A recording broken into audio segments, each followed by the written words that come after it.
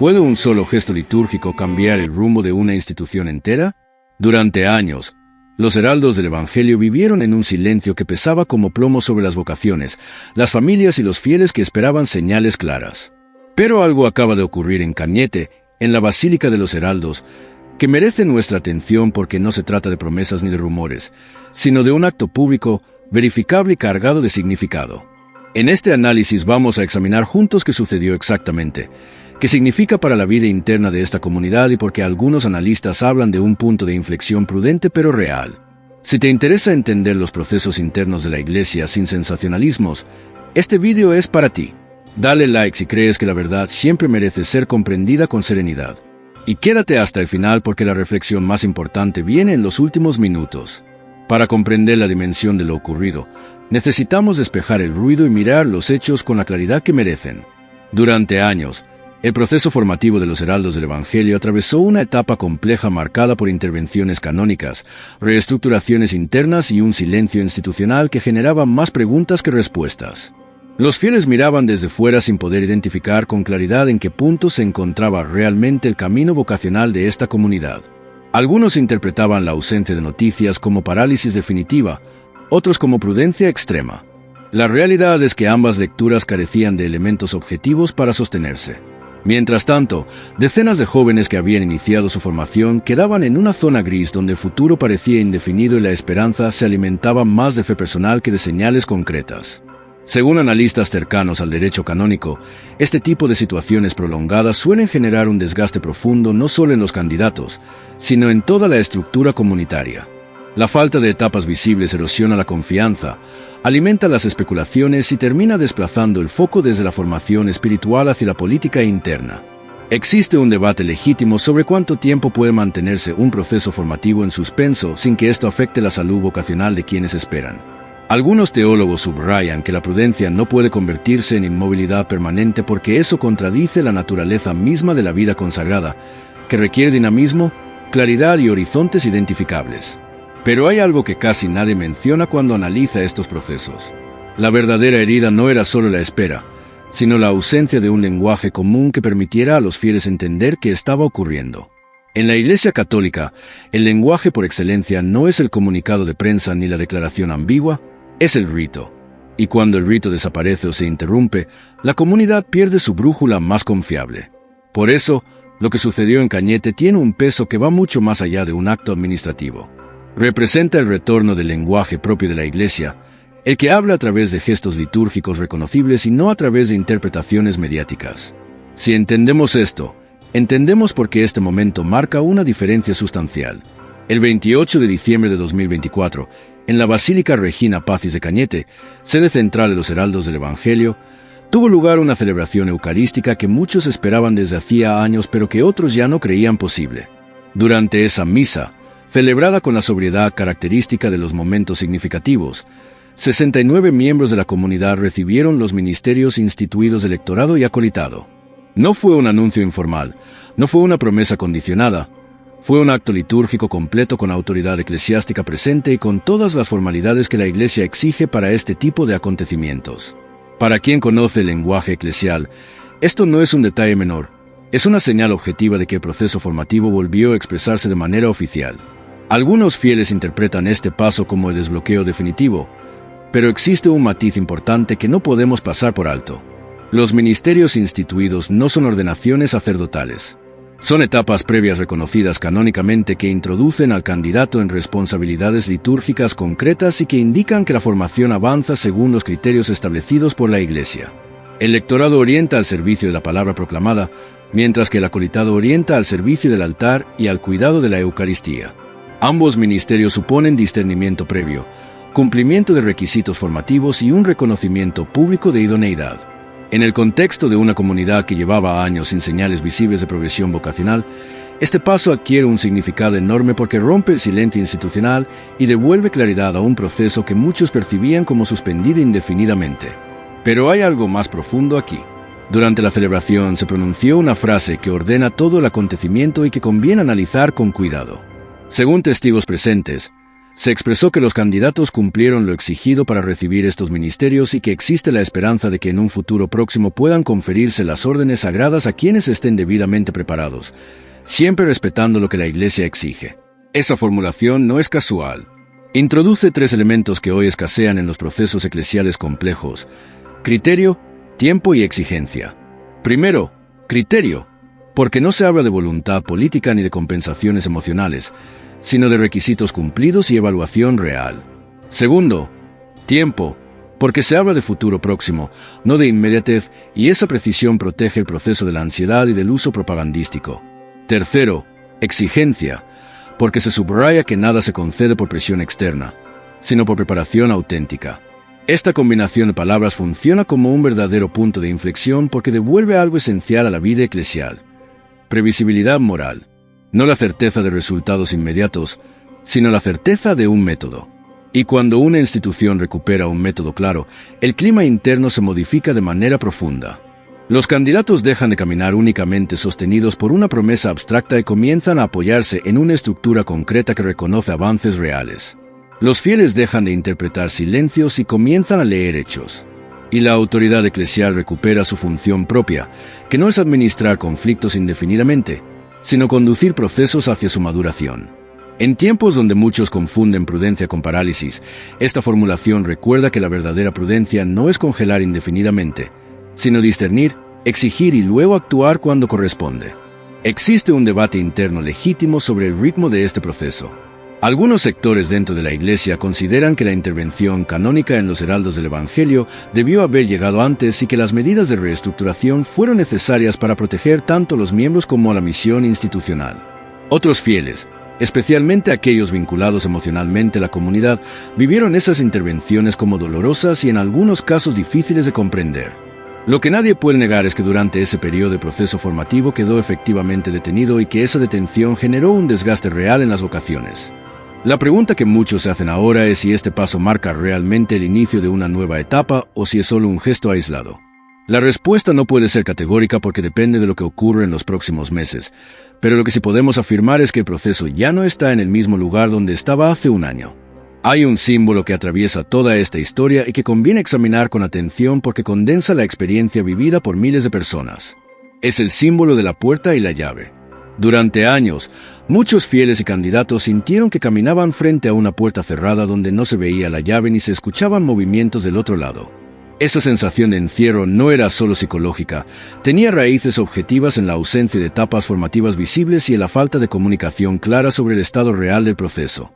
Una puerta cerrada no solo impide el paso, también corta el aire, genera una atmósfera de estancamiento y alimenta la sospecha de que tal vez no haya salida. Exactamente así se vive un proceso vocacional cuando queda detenido demasiado tiempo. No hay horizonte identificable, no hay referencias concretas y todo se vuelve interpretación subjetiva. Pero una puerta no se abre sola. Necesita una llave. Y la llave introduce un elemento decisivo en el lenguaje católico: autoridad, custodia y responsabilidad. No se trata de arbitrariedad ni de impulsos emocionales. Se trata de una decisión tomada con competencia y dentro de un orden reconocible. En ese sentido, la llave une dos planos que hoy muchos perciben separados: la teología y la administración concreta. Por un lado, remite a la autoridad recibida, a la lógica del gobierno eclesial que no actúa por presión externa sino dentro de un marco canónico. Por otro lado, remite a un gesto práctico que destraba una etapa y vuelve posible lo que parecía suspendido. En el contexto de los heraldos del Evangelio, este símbolo toca una herida muy profunda: la sensación de que durante años todo dependía de factores opacos y difíciles de comprender. La puerta que empieza a abrirse y la llave bien usada no eliminan todas las tensiones ni resuelven automáticamente todos los conflictos pendientes, pero recolocan la discusión en el plano de los hechos y de las etapas, no solo de las opiniones. Al mismo tiempo, el símbolo exige prudencia porque una puerta abierta no es carta blanca y una llave no es una varita mágica. Es el inicio de un tránsito que requiere preparación continua, evaluación seria y tiempo suficiente para que cada etapa madure. Justamente por eso el símbolo es honesto, porque no promete atajos ni finales instantáneos. Lo más importante es el efecto que produce en el clima interior. Corrige el desánimo crónico sin caer en euforia ingenua. Devuelve la capacidad de agradecer sin perder el sentido crítico. Y recuerda que la Iglesia no vive de impulsos ni de bloqueos eternos, sino de decisiones concretas tomadas con derecho y caridad. Sería un error grave leer lo ocurrido como un episodio interno sin consecuencias más amplias. Porque cuando un proceso vocacional vuelve a moverse, aunque sea de forma gradual, el impacto no se limita a una institución concreta. Toca el nervio vivo de toda la Iglesia. Las vocaciones no son un asunto administrativo abstracto, son la condición real para que la vida sacramental continúe existiendo de manera concreta en parroquias, comunidades y realidades locales donde la necesidad pastoral es urgente. Cuando faltan pastores no se resiente una idea teórica, se resiente la confesión que no llega, la Eucaristía que se espacia, el acompañamiento que se posterga y la presencia que muchas veces sostiene a familias heridas, enfermos y jóvenes desorientados. Por eso, incluso un paso parcial dado con orden y sin propaganda tiene un valor que va mucho más allá de su dimensión inmediata. En el caso de los heraldos del Evangelio, este paso devuelve algo esencial al tejido eclesial: la percepción de que la Iglesia sigue siendo capaz de discernir sin paralizarse. Durante años, la prudencia fue confundida por muchos con inmovilidad y la espera prolongada terminó desgastando no solo a los candidatos, sino también a los fieles que observaban desde fuera sin entender en qué punto real se encontraba el proceso. Cuando la Iglesia vuelve a expresar un itinerario con etapas visibles, no solo cuida a quienes se forman, también protege a los fieles del desconcierto y de la sospecha permanente. Este paso importa porque restituye una lógica que hoy parece frágil: que las decisiones eclesiales no se toman por capricho ni por presión mediática, sino dentro de un marco reconocible de derecho, evaluación y responsabilidad pastoral. Además, envía un mensaje silencioso pero potente a toda la Iglesia: la normalización prudente es posible, incluso después de largos periodos de tensión. No promete soluciones rápidas ni elimina las exigencias, pero recuerda que la misión no puede quedar indefinidamente suspendida. Cuando un proceso formativo vuelve a caminar de manera pública y ordenada, la Iglesia entera respira un poco mejor porque entiende que el discernimiento no ha sido abandonado y la vida sacramental sigue siendo una prioridad real. En tiempos de crisis, ese recordatorio en sí mismo es un servicio pastoral de enorme valor porque devuelve a muchos la confianza de que, aun con heridas y demoras, la Iglesia sigue buscando caminos para servir a Cristo y a las almas con verdad, paciencia y esperanza bien fundada. Uno de los frutos más delicados y al mismo tiempo más necesarios de lo ocurrido en Cañete es el tipo de alegría que despierta. Porque no se trata de una euforia pasajera ni de un entusiasmo fabricado, sino de una alegría sobria, madura y profundamente católica, capaz de sostenerse sin exagerar los hechos ni negar las dificultades que aún permanecen. En contextos de crisis prolongada, el ánimo suele desplazarse hacia dos extremos igualmente estériles: el triunfalismo ingenuo que canta victoria antes de tiempo, o el cinismo defensivo que ya no cree en ningún paso y se acostumbra a repetir que nada cambia y todo es política eclesiástica. Este acontecimiento corrige ambos excesos de manera silenciosa, no con discursos moralizantes, sino con una evidencia concreta. No todo está resuelto, pero algo real se ha movido, y esa constatación permite recuperar una postura interior más sana. En el caso de los heraldos del Evangelio, esta alegría adulta tiene un valor especial porque durante años muchos fieles se vieron forzados a elegir entre defender sin matices o desconfiar de todo para no sentirse engañados. Lo ocurrido rompe esa lógica binaria y ofrece una tercera vía: agradecer lo justo sin inventar decretos inexistentes y esperar lo que falta sin resignarse al desánimo. Esta forma de alegría no necesita ruido ni declaraciones grandilocuentes porque se apoya en la sobriedad del hecho y en la claridad de las etapas.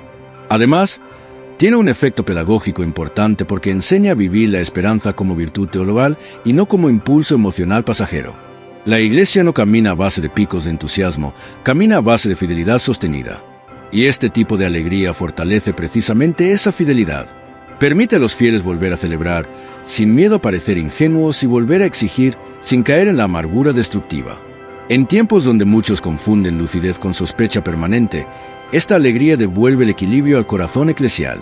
No anestesia la memoria del dolor vivido ni borra las preguntas pendientes, pero las coloca en su lugar dentro de un camino que vuelve a tener referencias visibles. Por eso su fuerza es duradera. No se apaga cuando pasa la emoción del momento porque no nació de una emoción superficial, sino de un paso real y verificable. Y cuando la Iglesia logra generar este tipo de alegría discreta pero firme, demuestra que sigue teniendo recursos espirituales profundos para atravesar las crisis sin perder su centro, que no es ganar debates ni cerrar casos judiciales, sino servir a Cristo con verdad, paciencia y esperanza bien fundada en la realidad de los hechos. Después de un paso como lo ocurrido en Cañete, la pregunta inevitable no es solo qué pasó, sino que cambia concretamente a partir de ahora. Y aquí conviene mantener la misma actitud que ha guiado todo este análisis: claridad sin euforia y esperanza sin ingenuidad. Lo primero que cambia es el estado de proceso, porque ya no se encuentra en una situación de bloqueo silencioso, sino en una dinámica visible de avance ordenado. Esto no significa que todo esté resuelto ni que el desenlace sea automático, pero sí significa algo decisivo: que el camino volvió a tener dirección y ritmo identificables. Cuando un proceso formativo queda detenido durante mucho tiempo, la percepción dominante es que no hay salida, que todo depende de factores impenetrables y que el futuro está suspendido en una especie de limbo canónico indefinido. A partir de este paso, esa percepción comienza a corregirse. Ahora hay etapas identificables, criterios explícitos y una secuencia que puede ser comprendida incluso por el fiel común que no tiene formación canónica especializada. En el contexto de los heraldos del Evangelio, esto tiene un impacto enorme porque devuelve previsibilidad moral. No la garantía absoluta de un resultado específico, sino la certeza de que existe un método reconocible y un orden que se está respetando. También cambia el clima interior de quienes se preparan, porque ya no caminan únicamente sostenidos por una promesa abstracta, sino por una estructura concreta que reconoce avances reales y exige responsabilidad continua. Esto introduce una forma sana de presión, no la presión del miedo paralizante, sino la presión del compromiso serio, la que recuerda que cada etapa implica fidelidad, disciplina y crecimiento auténtico. Para los fieles, el cambio es igualmente significativo porque ya no están obligados a interpretar silencios ambiguos, sino a leer hechos concretos. Y eso reduce la ansiedad colectiva, baja la temperatura emocional interna y protege de las lecturas extremas que tanto daño hacen a la comunión eclesial. A partir de ahora, el proceso puede ser acompañado con oración y vigilancia constructiva, no con especulación constante ni con suspicacia destructiva. Lo que cambia no es solo la situación objetiva externa, cambia profundamente la manera de esperar. Se pasa de una espera pasiva y desgastante a una espera activa que sabe que todavía falta, pero también sabe con certeza que hay pasos que se están cumpliendo. Esta diferencia es crucial porque en la vida de la Iglesia la esperanza no se mide por la velocidad de los resultados, sino por la fidelidad al camino. Y cuando el camino vuelve a existir de manera clara, incluso sin llegar aún a la meta final, la esperanza deja de ser una teoría abstracta y se convierte nuevamente en una postura concreta, serena y perseverante. Uno de los aprendizajes más profundos que deja este momento es la recuperación del verdadero sentido de la prudencia, una virtud muchas veces mal entendida y en tiempos recientes confundida con inmovilidad o miedo a decidir. La prudencia auténtica no paraliza, ordena. No congela los procesos indefinidamente, los discierne y los conduce con responsabilidad hacia su maduración. Lo que ocurrió en Cañete muestra precisamente ese giro interior, porque no responde a presiones externas ni a urgencias mediáticas, sino a un ejercicio de gobierno que evalúa, exige y cuando corresponde actúa. En contextos de tensión prolongada, la falta de decisiones claras suele erosionar la vida interior de las instituciones, generando cansancio acumulado, suspicacia permanente y una sensación de desgaste que no siempre se ve desde fuera pero se siente profundamente desde dentro. Cuando la prudencia se ejerce correctamente, sucede lo contrario. Devuelve coherencia institucional, restablece la confianza básica entre autoridad y comunidad y permite que las energías se orienten nuevamente hacia lo esencial: la formación espiritual, la vida sacramental y la misión evangelizadora. En el caso de los heraldos del Evangelio, este paso funciona como un recordatorio silencioso de que la autoridad eclesial no está llamada a administrar conflictos indefinidamente, sino a conducir procesos hacia su maduración en el tiempo apropiado. No se trata de acelerar artificialmente los tiempos ni de ceder en las exigencias formativas, sino de evitar que la espera se convierta en una forma de desgaste espiritual que termine dañando las vocaciones mismas que se quiere proteger. Cuando la prudencia recupera su dimensión activa y no solo defensiva, la vida eclesial se fortalece desde dentro porque deja de girar obsesivamente en torno a la incertidumbre y vuelve a centrarse en la formación seria, la fidelidad a Cristo y la misión concreta. Este tipo de prudencia también educa a los fieles porque muestra que la Iglesia no responde con impulsos emocionales ni con silencios eternos, sino con decisiones proporcionadas al momento histórico que se vive.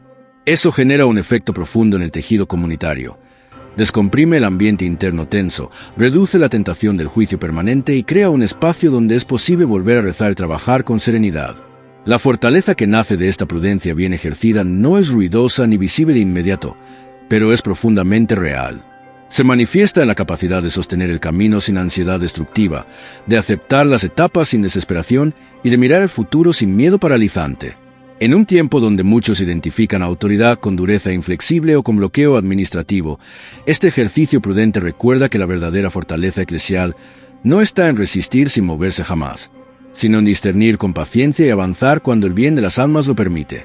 Y cuando eso ocurre, la Iglesia no solo preserva el orden canónico, también sana lentamente el interior de quienes habían quedado atrapados en la espera sin referencias. Hoy no celebramos un final definitivo, celebramos un paso real, sobrio y verificable que nos recuerda algo fundamental. La Iglesia no vive de rumores ni de promesas vacías, sino de procesos serios, discernimiento auténtico y fidelidad sostenida en el tiempo. Y cuando algo que parecía detenido indefinidamente vuelve a caminar con claridad, el clima interior cambia y la esperanza vuelve a tener fundamento sólido en la realidad. En el caso de los heraldos del Evangelio, este momento puede parecer pequeño para quien mira desde fuera, pero para quien conoce la historia reciente, la profundidad del desgaste vivido, representa mucho más que un acto litúrgico. Representa la recuperación de un lenguaje común, la restitución de un método reconocible y la confirmación de que la Iglesia sigue siendo capaz de conducir procesos complejos sin perder su identidad ni su misión. Este análisis no pretende cerrar el debate ni negar que quedan preguntas pendientes y desafíos por delante, pero sí pretende ofrecer una lectura equilibrada, fundamentada en hechos concretos y respetuosa tanto con quienes esperan como con quienes gobiernan. La verdad siempre merece ser comprendida con serenidad, sin exageraciones pero también sin cinismo. Y cuando la Iglesia actúa según su propio lenguaje, el del rito y las etapas claras, devuelve a los fieles algo que hoy escasea enormemente: la certeza de que las cosas no dependen del capricho ni de la improvisación, sino de procesos reales sostenidos por la gracia y la responsabilidad humana. Si este análisis te ayudó a comprender mejor lo que está ocurriendo en esta comunidad y en la Iglesia, ayúdame a llegar a más personas suscribiéndote al canal y dejando tu like para apoyar este contenido. Escribe en los comentarios qué te pareció este paso y desde dónde nos estás viendo. Me interesa mucho conocer tu opinión porque este es un espacio de diálogo serio y respetuoso. Y si quieres profundizar en otros temas similares, te invito a ver el próximo vídeo que aparecerá en pantalla, porque aborda otro aspecto fundamental de la vida eclesial contemporánea que merece nuestra atención y nuestra oración. Hasta pronto, y que la esperanza cristiana siga guiando nuestros pasos con verdad y caridad. Existe una dimensión que raramente se menciona cuando se analizan estos procesos institucionales complejos, pero que resulta fundamental para comprender el peso real de lo ocurrido. Se trata de la dimensión antropológica de la espera. Cuando un grupo humano, especialmente un grupo vocacional, permanece demasiado tiempo sin referencias claras sobre su futuro, no solo se afecta la estructura institucional, se afecta la identidad misma de las personas involucradas.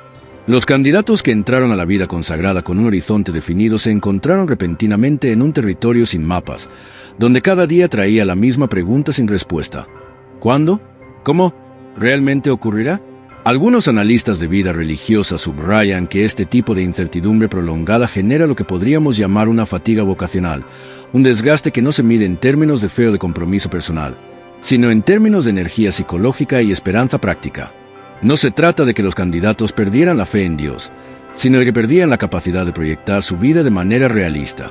Y cuando eso ocurre, la vocación misma comienza a vivirse no como un camino, sino como una sala de espera indefinida donde el tiempo se vuelve circular y opresivo. Por eso, cuando finalmente aparece una etapa concreta, verificable y reconocida, el impacto no es solo institucional, es profundamente humano, porque devuelve a las personas la capacidad de ubicarse en el tiempo, de sentir que su vida avanza y de confiar en que el sacrificio tiene sentido. En el caso específico de los heraldos del Evangelio, esta dimensión antropológica se vio agravada por el contexto mediático que rodeó las intervenciones canónicas previas. Muchas informaciones circularon sin verificación, muchas opiniones se expresaron sin conocimiento profundo de los hechos, y muchas narrativas se construyeron desde posiciones ideológicas que poco tenían que ver con la realidad interna de la comunidad. Los propios miembros se encontraron en la difícil posición de no poder hablar públicamente mientras todo el mundo hablaba sobre ellos. Esa experiencia de ser objeto de discurso sin ser sujeto de palabra es profundamente dolorosa y genera una herida que no se cura con un solo acto litúrgico, pero que se comienza a sanar cuando aparece un gesto institucional que lo reconoce nuevamente como parte activa del proceso eclesial. Hay otro elemento que merece atención porque toca una tensión real que existe en toda la Iglesia contemporánea. Es la tensión entre la urgencia pastoral y la prudencia institucional. Por un lado, existe una necesidad objetiva de sacerdotes, de pastores formados, de presencia sacramental en territorios donde la Iglesia está débil o amenazada. Esa urgencia es real y no puede ser minimizada. Por otro lado, existe una responsabilidad igualmente real de no ordenar candidatos que no estén debidamente preparados, no solo en términos académicos o espirituales, sino también en términos de madurez humana, equilibrio psicológico y capacidad de servicio. Según algunos canonistas, el drama de los últimos años en diversos casos de abusos y escándalos eclesiales tiene una raíz común: ordenaciones apresuradas de candidatos que no estaban preparados. En este contexto, la tensión entre urgencia y prudencia no es un lujo intelectual, es un dilema pastoral concreto que afecta vidas reales. Y lo que ocurrió en Cañete muestra un intento de resolver esa tensión no eligiendo un extremo sobre el otro, sino avanzando de manera gradual, con etapas reconocibles que permiten evaluar continuamente la idoneidad de los candidatos. Los ministerios instituidos funcionan precisamente como una prueba intermedia, como un espacio donde el candidato asume responsabilidades litúrgicas reales sin haber llegado todavía al sacramento del orden. Eso permite a la autoridad eclesial observar cómo cada persona responde ante el servicio concreto, cómo se comporta en la vida comunitaria y cómo madura su vocación en el tiempo. No es un mecanismo perfecto, pero es un mecanismo prudente que respeta tanto la urgencia pastoral como la responsabilidad formativa. Además, este paso introduce algo que durante años estuvo ausente: visibilidad pública del proceso. Cuando 69 candidatos reciben simultáneamente los ministerios instituidos en una celebración litúrgica solemne, eso no puede pasar desapercibido. Es un acto que se ve, que se registra, que se comenta y que genera expectativas concretas. Algunos críticos podrían argumentar que esa visibilidad genera presión sobre la autoridad eclesial para continuar avanzando, y eso es cierto. Pero también es cierto que esa presión no es necesariamente negativa si se canaliza correctamente. Porque la visibilidad pública obliga a la institución a rendir cuentas, a explicar sus decisiones y a mantener una coherencia entre lo que anuncia y lo que realiza. En ese sentido, este paso no solo beneficia a los candidatos, también fortalece la transparencia institucional que tanto se necesita en la Iglesia contemporánea. Existe también una lectura simbólica más profunda que conviene no pasar por alto. La fecha elegida para esta celebración no fue casual. El 28 de diciembre, en la liturgia católica, es la fiesta de los santos inocentes, un día que recuerda tanto el dolor como la esperanza, tanto el sacrificio como la promesa de vida. Para una comunidad que atravesó años difíciles marcados por intervenciones dolorosas y sacrificios personales profundos, celebrar este paso precisamente en esa fecha tiene una densidad simbólica enorme. Es como si la Iglesia dijera: el dolor no fue en vano, el sacrificio tiene sentido, y de la prueba pueden hacer vida nueva. No todos los fieles captan estos símbolos con la misma intensidad, pero para quien conoce el lenguaje litúrgico de la Iglesia, esa elección de fecha habla por sí misma. También es importante considerar el contexto más amplio en el que ocurre este acontecimiento. La Iglesia Católica a nivel mundial atraviesa un momento de profunda reflexión sobre la vida consagrada, sobre las nuevas formas de comunidad y sobre los criterios de discernimiento vocacional. Existen debates abiertos sobre la formación sacerdotal, sobre el rol de los laicos en la Iglesia, sobre la necesidad de renovar estructuras sin perder la identidad, y sobre cómo responder a los desafíos culturales contemporáneos sin diluir la radicalidad del Evangelio.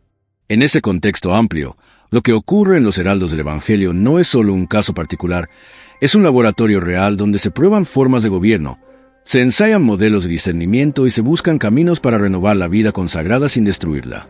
Algunos observadores externos preguntan por qué este proceso debió llevar tanto tiempo. Es una pregunta legítima que merece una respuesta honesta. La verdad es que no existe una respuesta única porque intervienen múltiples factores. Factores canónicos relacionados con las competencias de cada autoridad, factores formativos relacionados con la preparación real de los candidatos, factores institucionales relacionados con la reestructuración interna de la comunidad, y factores humanos relacionados con la necesidad de sanar heridas y reconstruir confianzas. Todo eso lleva tiempo, tal vez más tiempo del que algunos quisieran, pero también el tiempo necesario para que el proceso sea sólido y no solo aparente. Lo que resulta evidente ahora es que ese tiempo no fue tiempo muerto. Fue tiempo de purificación, de discernimiento profundo, de reestructuración institucional y de preparación seria. Y cuando finalmente aparece un paso concreto como el que vimos en Cañete, ese paso tiene una solidez que no tendría si hubiera llegado prematuramente. No se trata de justificar el dolor de la espera, sino de reconocer que algunas cosas en la vida de la Iglesia no pueden apresurarse sin consecuencias graves. La formación sacerdotal no es una carrera técnica que se complete en un plazo fijo, es un proceso de transformación personal que requiere tiempo, acompañamiento, prueba y confirmación. Y cuando ese proceso se respeta, los frutos suelen ser más duraderos. Hay también una dimensión ecuménica interesante que conviene mencionar.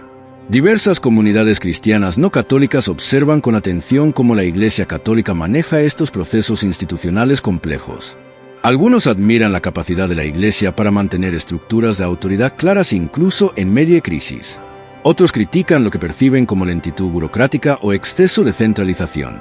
Pero todos reconocen que la Iglesia Católica tiene una experiencia institucional de 2000 años que le permite atravesar tormentas que destruirían organizaciones más jóvenes.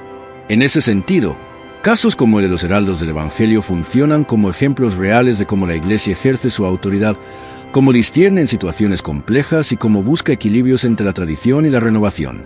Cuando analizamos este acontecimiento desde una perspectiva más amplia, emerge una pregunta fundamental que toca el corazón de la vida eclesial contemporánea. ¿Qué significa realmente la normalización de una institución católica después de una intervención canónica? Esta pregunta no es solo técnica, es profundamente espiritual y pastoral porque afecta la manera en que la Iglesia se relaciona con sus propias estructuras, con sus carismas y con sus miembros. La normalización no puede entenderse como un simple retorno al estado anterior, como si nada hubiera ocurrido. Eso sería negar la realidad de los problemas que motivaron la intervención y sería injusto con quienes sufrieron las consecuencias de esos problemas. Pero tampoco puede entenderse como una refundación total que borra todo lo anterior y empieza desde cero, porque eso sería negar la validez del carisma original y sería injusto con quienes han vivido fielmente ese carisma durante años. La verdadera normalización es algo mucho más delicado. Es un proceso de purificación que conserva lo esencial, corrige lo desviado y renueva lo que necesita ser renovado. Y ese proceso no ocurre de un día para otro. Requiere etapas, paciencia y una enorme dosis de sabiduría pastoral. En el caso de los heraldos del Evangelio, la normalización implica varios niveles simultáneos. A nivel estructural, implica actualizar estatutos, clarificar líneas de autoridad y establecer mecanismos de transparencia y rendición de cuentas que tal vez antes no existían o no funcionaban adecuadamente. A nivel formativo, implica revisar los programas de formación, asegurar que los candidatos reciban una preparación integral que incluya no solo teología, sino también madurez humana, equilibrio psicológico y capacidad de relacionarse sanamente con otros. A nivel comunitario, implica sanar heridas, reconstruir confianzas y crear una cultura de diálogo donde sea posible expresar preocupaciones sin miedo a represalias. Y a nivel carismático, implica redescubrir la esencia del carisma original, liberándolo de elementos culturales o personales que tal vez lo habían distorsionado con el tiempo. Todo esto es enormemente complejo y no puede evaluarse adecuadamente desde fuera porque requiere conocimiento íntimo de la realidad interna de la comunidad. Pero lo que sí podemos afirmar desde fuera es que el hecho de que el proceso formativo haya vuelto a expresarse públicamente indica que al menos algunos de estos niveles de normalización han avanzado lo suficiente como para que la autoridad eclesial considere prudente dar este paso. Eso no significa que todo esté perfecto, significa que hay condiciones mínimas para avanzar. Y en procesos tan complejos como este, reconocer esas condiciones mínimas ya es un logro significativo. Existe también una dimensión que podríamos llamar la memoria de la crisis. Cuando una institución atraviesa una crisis profunda y luego comienza a salir de ella, ¿qué hace con la memoria de esa crisis? ¿La niega? ¿La exalta? ¿La integra? Según algunos expertos en trauma institucional, la forma en que una organización maneja la memoria de sus crisis determina en gran medida su capacidad de aprender y de no repetir los mismos errores. Si niega la crisis, está condenada a repetirla. Si la exalta excesivamente, queda atrapada en una identidad victimista que le impide avanzar. Si la integra honestamente, puede convertir el dolor pasado en sabiduría futura. En el contexto de los heraldos del Evangelio, todavía es temprano para saber cómo se integrará esta memoria. Pero el hecho de que la celebración en Cañete haya tenido un tono sobrio, sin triunfalismos ni revanchismos, sugiere que existe al menos la intención de avanzar sin negar lo ocurrido, pero tampoco sin quedar atrapados en ello. Esa sobriedad es fundamental porque permite que la comunidad vuelva a enfocarse en su misión evangelizadora en lugar de estar constantemente mirando hacia atrás. No se trata de olvidar, se trata de recordar de manera que la memoria se convierta en aprendizaje y no en resentimiento. Hay otro aspecto que merece consideración, el rol de los laicos en todo este proceso. Frecuentemente, Cuando se discuten temas vocacionales y formativos, se piensa solo en los candidatos al sacerdocio o a la vida consagrada. Pero en realidades como los heraldos del Evangelio, que incluyen también una amplia dimensión laical, el impacto de estos procesos afecta a familias enteras, a jóvenes que participan en actividades formativas, a adultos que colaboran en la misión y a ancianos que ofrecen su oración y su testimonio. Todos ellos vivieron estos años de incertidumbre de diferentes maneras, y todos necesitan ahora señales claras que les permitan reorientar sus vidas y sus compromisos.